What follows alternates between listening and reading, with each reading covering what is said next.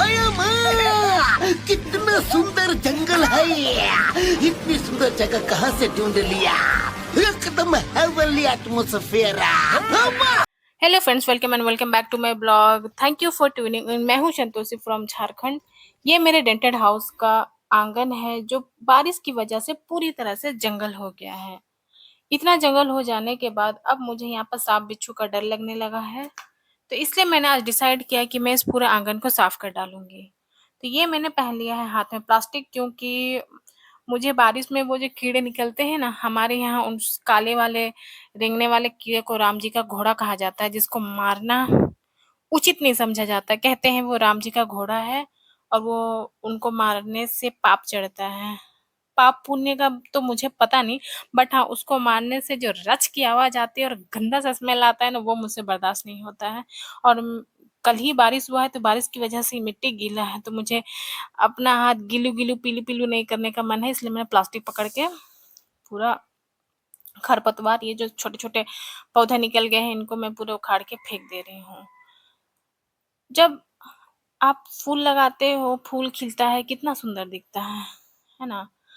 पर जब आप यही फूल जब पूरी तरह से जंगल बन जाए ना, तो बहुत नुकसान लगता है यार। कि आप फूल देखोगे कि जंगल देखोगे कि पता नहीं, मुझे तो बहुत चिड़न होती है मतलब इन सब चीजों से, कि इतना जंगल क्यों हो गया है। मैं सही बताऊं, मैं बहुत फ्रस्ट्रेटेड हो गई हूँ कि मैं इस पूरे जंगल को कैसे साफ करूंगी अकेले। मम्मी पापा गांव गए हुए हैं कुछ काम से, तो उनको आने में अभी लेट होगा। तो माँ से मेरा बात हुआ था कि हम दोनों मिल के साफ करेंगे, तो पर मम्मी को आने में लेट हुआ, इसलिए मैंने ये डिसाइड किया कि मैं खुद ही सब अकेले साफ करके मम्मी को सरप्राइज दूंगी। पर अब मैं जब साफ करने लगी हूँ, तो मेरे उखाड़ते उखाड़ते जान निकल रहा है। मैं क्या करूँ, मुझे समझ में नहीं आ रहा है, पर मैं फिर भी लगी पड़ी हुई हूँ। हर पौधा को मैं हटा दूंगी। हालांकि उठते के साथ ना ऐसे ग्रीनरी देखना अच्छा तो लगता है, मतलब आईज फ्रेश फील होता है। बट वही बात है ना कि जब रात को इस रास्ते से निकल के जाना, तब डर लगता है कि कहीं पैर के नीचे कोई सांप ना आ जाए, कोई बिच्छू ना आ जाए। एक तो आपको काट भी देगा। अगर ये भी हो सकता है कि सांप बिच्छू ना भी हो, तो कोई अगर छोटा सा कीड़ा मकोड़ा होगा, तो आप उसको भी बिना मतलब में मार दोगे।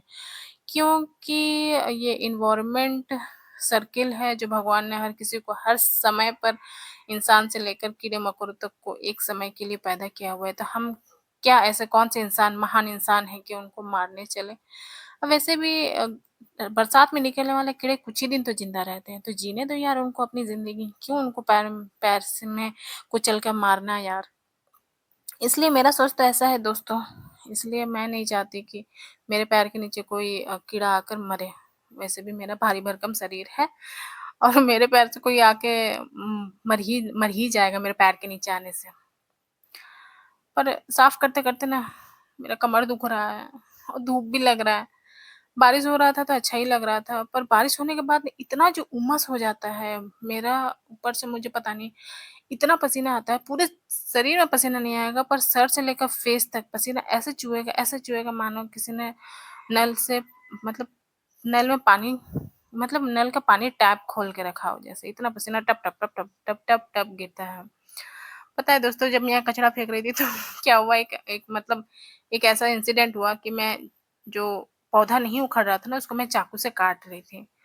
अब इतना हड़बड़ी हड़बड़ी में मैं काट के फेंकने लगी ना, कि मैंने चाकू को भी कचरा में फेंक दिया था। और फिर बाद में मैं ये उसको ढूंढ के लेकर आई, क्योंकि वो चाकू मेरी मम्मी का फेवरेट चाकू है। अगर वो चाकू खो जाता तो मेरी माँ हमको इस दुनिया से खुआ देती। वही बात है। देखिए, अब करना तो होगा। मैंने अगर ठान लिया है कोई चीज़ की मैं साफ करूँगी तो करूँगी।